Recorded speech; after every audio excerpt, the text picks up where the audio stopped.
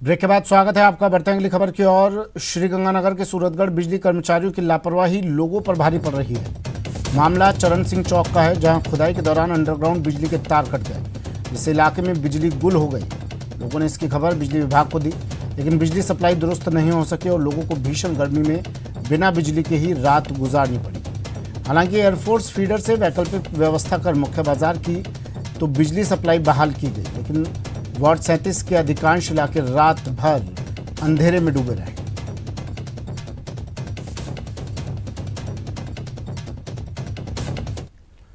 दौसा के रामगढ़ में सफाई व्यवस्था चरमरा गई है। कस्बे में जगह जगह कचरे के ढेर लगे हैं। पिछले कई दिनों से साफ सफाई न होने से गंदगी के ढेर लग गए हैं। नालियां जाम हो गई है, गंदा पानी सड़कों पर बह रहा है। ऐसे में बीमारियां फैलने का भी डर है। ऐसे में स्वच्छ भारत मिशन की पोल खोलती नजर आ रही है। बजट स्वीकृति के अभाव में रामगढ़ पचौरा कस्बे की साफ सफाई व्यवस्था पूरी तरह बिगड़ी हुई है। बीडीओ प्रियंका मीणा का कहना है कि 14 लाख रुपए का बजट बनाकर भेजा हुआ है, लेकिन अभी स्वीकृति नहीं आई है। इस संबंध में तो हमने लेटर जारी कर दिया था ग्राम पंचायत को, तो ग्राम पंचायत से वापस हमको रिप्लाई आया है कि 10 लाख तक की मतलब वो पावर ग्राम पंचायत को होती है, लेकिन उन्होंने एस्टीमेट बनाया 14-15 लाख का। तो हमने मार्गदर्शन के लिए उन्होंने हमको लेटर लिखा है, तो हमने उस फाइल को जिला परिषद भिजवा दिया है। दौसा में यातायात व्यवस्था बदहाल हो चुकी है। लोग ट्रैफिक रूल्स फॉलो नहीं कर रहे हैं। शहरों में भारी वाहनों की एंट्री पर लगे बैन के बावजूद हैवी व्हीकल्स घुस रहे हैं। सड़क पर वाहनों का बेतरतीब जमावड़ा लगा रहता है। बिना हेलमेट घूमना तो जैसे फैशन बन गया हो। वहीं बाइक पर ट्रिपलिंग भी जमकर की जा रही है। इन सब की शिकायत जब एसपी राजकुमार गुप्ता को मिली तो यातायात व्यवस्था का जायजा लेने गए। सरेआम यातायात नियमों के उल्लंघन को देख वो दंग रह गए। ट्रैफिक रूल्स को लेकर उन्होंने तत्काल डीएसपी को निर्देश दिए कि यातायात व्यवस्था को दुरुस्त किया जाए। बस मैंने अभी सिटी का राउंड लिया है। मैं चाह रहा हूँ कि यहाँ पे जो ट्रैफिक जो है मोटरेबल रहे, किसी तरह का व्यवधान नहीं रहे। और स्पेशली जो आपका ये जो हॉस्पिटल है, जहाँ पर जो है इंजर्ड जो भी है उनकी गाड़ियाँ वाड़ियाँ जो हैं पेशेंट को लेकर के आती हैं, तो अगर यहाँ पर कोई जैम की स्थिति होती है तो उनके लिए 1-1 मिनट बहुत इंपॉर्टेंट है। तो मैंने निर्देश दिया है कि नगर परिषद से मिल करके और इनको। कोटा नगर निगम के बेड़े में 70 से ज़्यादा वाहन कंडम हो चुके हैं और इनकी नीलामी भी तय हो चुकी है, लेकिन अभी तक इनकी नीलामी प्रक्रिया शुरू नहीं हो पाई है। आपको बता दें कि नगर निगम इन दिनों नई नई मशीनें और वाहन खरीद रहा है, लेकिन उन्हें रखने की पर्याप्त जगह तक नहीं है, क्योंकि उनकी जगह कंडम वाहनों से घिरी हुई है और इन कंडम वाहनों की नीलामी नहीं हो रही।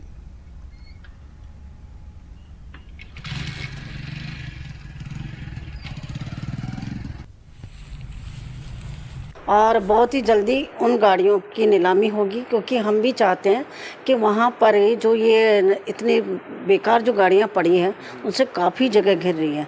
और बारिश में इसमें और आधा ऐसा लगता है जैसे बहुत ज़्यादा कबाड़ा है। अगर वो कबाड़ा हम निकाल देंगे तो उससे क्या हमारी दूसरी गाड़ियाँ वहाँ खड़ी हो सकती है। कोटा नगर निगम के बेड़े में 70 से ज़्यादा कंडम गाड़ियां मौजूद हैं।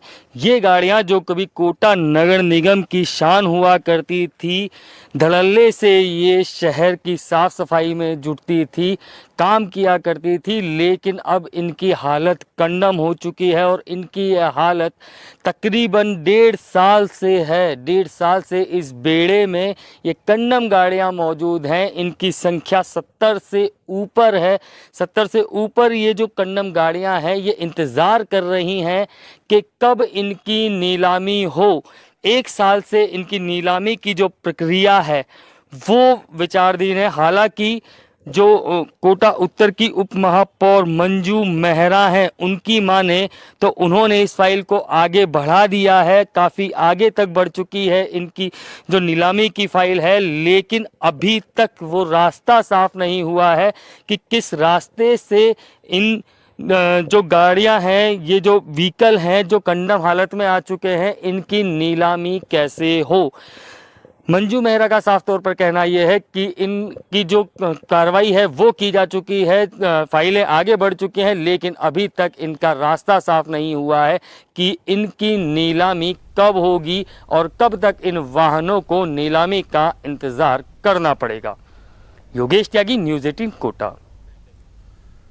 कोटा के मेडिकल कॉलेज में अब एक बार फिर किडनी ट्रांसप्लांट की तैयारियां की जा रही हैं। किडनी ट्रांसप्लांट का पहला मरीज 11 मई को भर्ती हुआ था, जिसमें एक मां ने अपने 40 साल के बेटे को किडनी दी थी। शहरवासियों के लिए खुशी का पल था कि अब सरकारी अस्पताल में किडनी ट्रांसप्लांट हो रही है। अगर बात करें किडनी ट्रांसप्लांट यूनिट की, तो ये कुछ माह पहले 9 करोड़ रुपए की लागत से बनकर तैयार हुई थी। किडनी ट्रांसप्लांट मामले में जयपुर और जोधपुर के बाद कोटा तीसरे नंबर पर है। अब शहर के लोगों को बाहर का रुख नहीं करना पड़ेगा।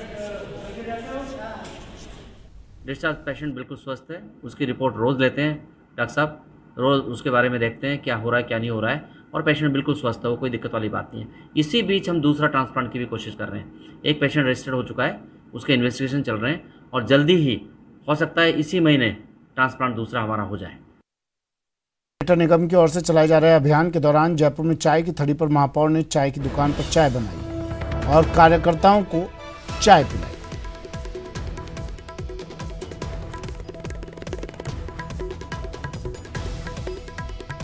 जयपुर में चाय की थड़ी पर महापौर ने चाय पर हाथ आजमाया, चाय पर चर्चा की, चाय बनाई और लोगों को यहां पर पिलाई। नगर निगम आपके द्वार अभियान के तहत नगर निगम की ओर से, ग्रेटर निगम की ओर से अभियान चलाया जा रहा है। डोर टू डोर जन सुनवाई महापौर कर रही हैं। वार्ड नंबर 21 में महापौर ने दौरा किया। कार्यकर्ताओं के लिए दुकान पर महापौर ने चाय बनाई, कार्यकर्ताओं को खुद ये चाय बनाकर महापौर ने पिलाई। ये 4 तस्वीरें टीवी स्क्रीन पर आपको दिखा रहे हैं। देखिए, चाय की थड़ी पर महापौर पहुंची और फिर अपने हाथों से उन्होंने चाय बनानी शुरू कर दी। डोर टू डोर जन सुनवाई का दौर जारी है। समस्याएं सुनी लोगों से, उनके आश्वासन भी दिया और इसके बाद योगा की पाठशाला भी।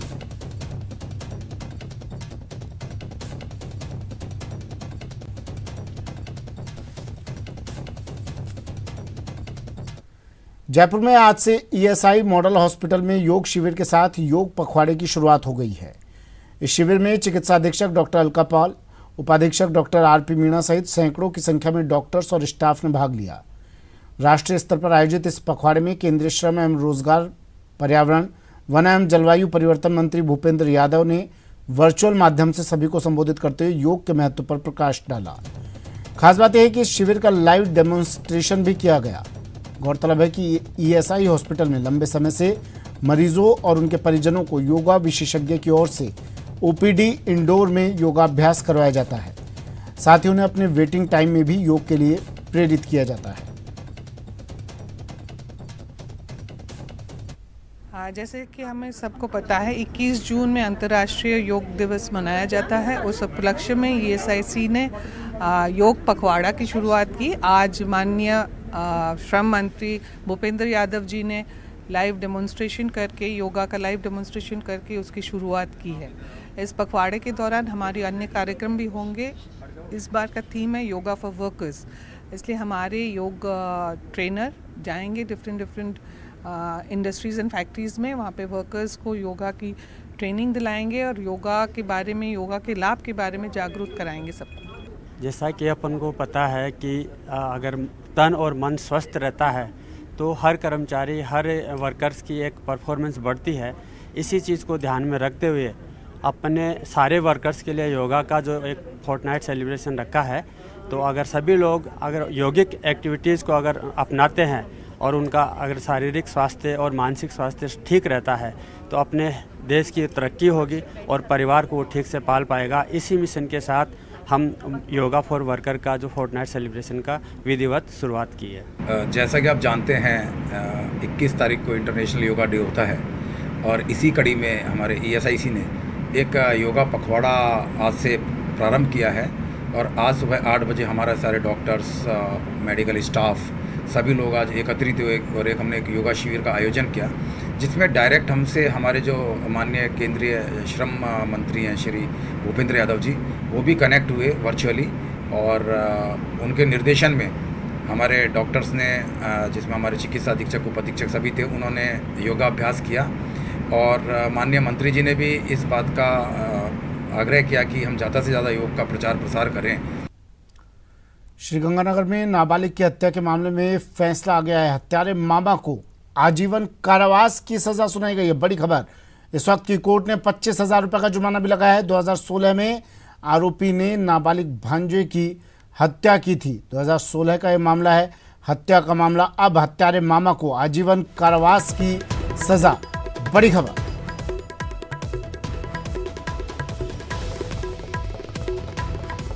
कोर्ट ने 25,000 का जुर्माना भी लगाया है और इस हत्यारे मामा को आजीवन कारावास की सजा सुनाई गई है। 2016 में इस आरोपी ने नाबालिग भांजी की हत्या कर दी थी।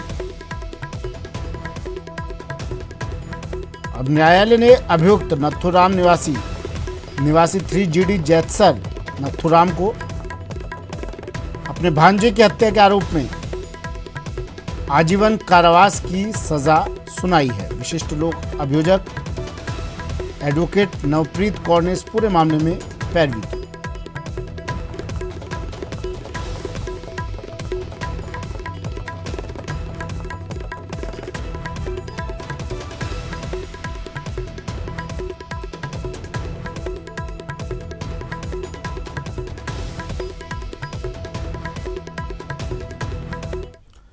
अखिल भारतीय आतंकवाद विरोधी मोर्चा के अध्यक्ष MS बिट्टा आज कोटपुतली पहुंचे। यहां होटल दीवान में लोगों ने उनका स्वागत किया। दरअसल MS बिट्टा दिल्ली से मेहंदीपुर बालाजी जाते समय कुछ देर के लिए कोटपुतली रुके थे। MS बिट्टा ने मीडिया के सवालों पर कहा कि आज कश्मीर में सरकार को और ज़्यादा सुरक्षा बढ़ाने की ज़रूरत है। साथ ही उन्होंने कहा कि कश्मीरी पंडितों को अभी वहां जाने से बचना चाहिए। उन्होंने द कश्मीर फाइल्स फिल्म का भी समर्थन किया और कहा कि फिल्म में सच्चाई दिखाई गई थी।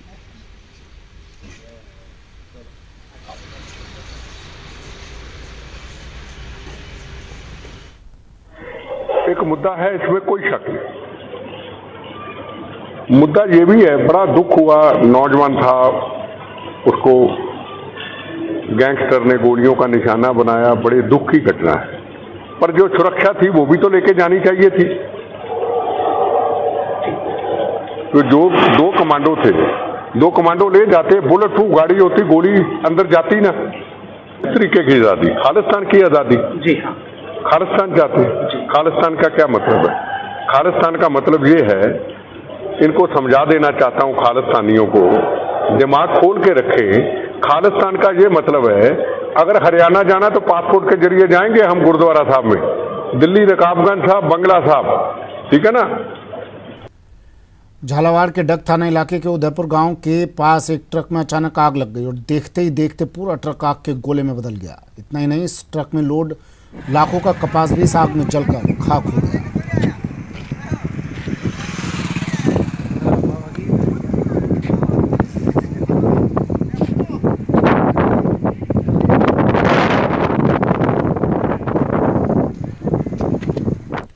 करौली के नादौती थाना क्षेत्र में चोरों ने एक घर से 5 तोला सोने के आभूषण और नकदी पर हाथ साफ कर दिया। सुबह जागने पर लोगों को चोरी की घटना का पता लगा।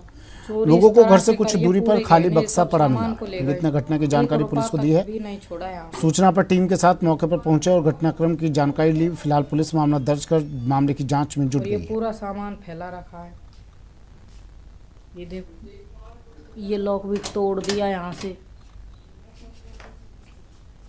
सब सामान फैला दिया है। अलवर में जैसे जैसे गर्मी का प्रकोप बढ़ता जा रहा है, वैसे ही मौसमी बीमारियों से पीड़ितों की संख्या बढ़ती जा रही है। हालात ये हैं कि अलवर के राजीव गांधी सामान्य अस्पताल में मरीजों को पैर रखने के लिए जगह तक नहीं है। ओपीडी में मरीजों की संख्या बढ़ती जा रही है, वहीं वार्ड में भर्ती मरीजों की संख्या में भी इजाफा होता जा रहा है। संसाधन पूरी तरह कम पड़ते जा रहे हैं। इस संबंध में राजीव गांधी सामान्य अस्पताल के डॉक्टर भवानी शंकर वर्मा ने बताया कि जैसे जैसे गर्मी पड़ रही है, वैसे वैसे मरीजों की संख्या बढ़ती जा रही है। वर्तमान में चल रहे तापमान को देखते हुए उल्टी, दस्त, पेट दर्द और बुखार के मरीजों की संख्या लगातार बढ़ती जा रही है। गर्मी के कारण मरीजों की संख्या में भारी बढ़ोतरी हुई है और उन मरीजों की जांच भी करवाई जा रही है। अस्पताल में करीब 700 मरीज रोजाना आ रहे हैं।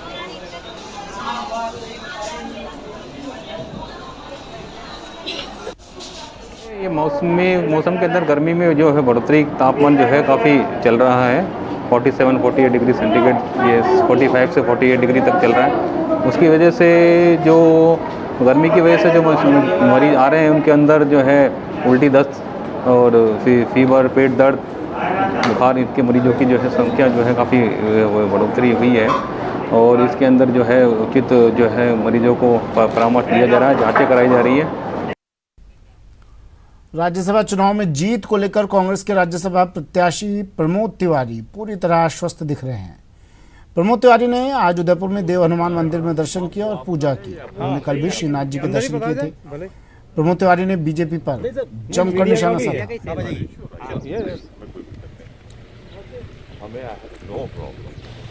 देखिए, मेरा कोई आज नहीं खास बात की चुनाव इसलिए कर रहा हूँ। लगभग 50 साल से मैं हर मंगलवार और हर शनिवार को जिस भी शहर में रहूं ज़रूर दर्शन करने जाता हूं। तो आज भी मैंने इजाज़त लेके दर्शन करने गया था। कल भी मैं दर्शन करने गया था नाथ द्वारा एकलिंग महाराज। तो मैं मंगल शनिवार ये रूटीन है मेरा, कोई चुनावी दर्शन नहीं होता है। और जितने लोग मुझे जानते हैं वो जानते हैं कि हाँ वो जाते हैं। अलवर जिले के रसनाली गांव में मंदिर और स्कूल के पास खुले शराब ठेके के विरोध में लोगों का अनिश्चितकालीन धरना प्रदर्शन जारी है। ग्रामीण पिछले 4 दिनों से अवैध शराब के ठेके को हटाने की मांग कर रहे हैं। पूर्व मंत्री डॉक्टर रोहिताश शर्मा भी सोमवार रात तक ग्रामीणों के साथ धरना स्थल पर बैठे रहे। जानकारी के अनुसार पहले ठेका आलमपुर में खोला जाना था, लेकिन गांव रसनाली में खोल दिया गया, जिसका विरोध लोग कर रहे हैं। इस बीच सोमवार की रात बानसूर एसडीएम धरना स्थल पर पहुंचे और 7 दिन में ठेका हटाने का भरोसा दिया। लोगों ने कहा कि 7 दिनों में ठेका नहीं हटा तो आंदोलन तेज किया जाएगा।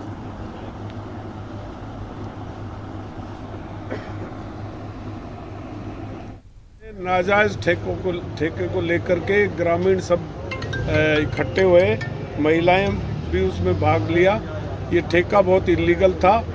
सामने मंदिर, स्कूल थे और अपना एक्साइज विभाग ने इलीगल ठेके को परमिशन दी और ये ठेका चालू हुआ। ग्राम वालों के रोष के अनुसार यहाँ धरना दिया गया। महिलाएं भी धरने में शामिल हुई। मैं भी गाँव वालों के साथ आकर मैं भी इनके साथ धरने में शामिल हुआ। मुझे खुशी इस बात की है कि सारे ग्रामीणों का एकजुट होने के कारण आज प्रशासन हमारे बीच में आया है। और एसडीओ साहब के कहने पर हम सुबह से लगे हुए हैं, पर आज एसडीओ साहब ने आके हमको समझाया भी और बात भी सही कही है कि ठेका बदलने में प्रक्रिया में थोड़ा समय लगता है। फिलहाल इतना ही, दीजिए इजाजत।